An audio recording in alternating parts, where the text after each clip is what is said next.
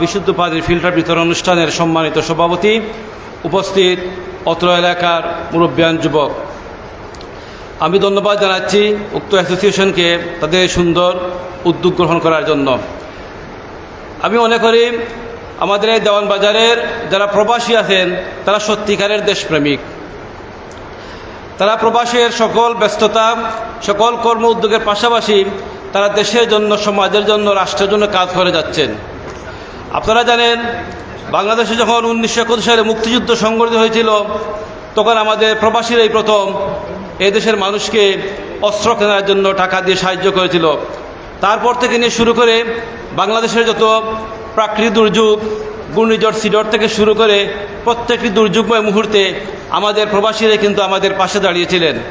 এবং দেওয়ানবাজারে আপনারা লক্ষ্য করলে দেখবেন দেওয়ানবাজারের নির্বৃত এই পল্লী অঞ্চল ঘুষগাঁওয়ে একটি সেতু নির্মাণ করেছেন, সম্পূর্ণ প্রবাসীদের টাকায় সেতু নির্মাণ হয়েছে। তারই ধারাবাহিকতায় দেওয়ান Abdur Rahim high school and কলেজে প্রবাসী গহরপুর নির্মাণ করে দেওয়ানবাজারের ইতিহাসে আমাদের প্রবাসীরা দৃষ্টান্ত রেখেছেন। নর্থ ইস্ট পালাগঞ্জ কলেজ আপনারা দেখবেন সেই সম্পূর্ণই প্রবাসীরা তাদের দাম যেন টাকা দিয়েই সেই কলেজ প্রতিষ্ঠা করেছেন। এবং এই দেওয়ানবাজারে অসংখ্য গণিত মসজিদ, মাদ্রাসা তাদের ডোনেশনেই চলছে।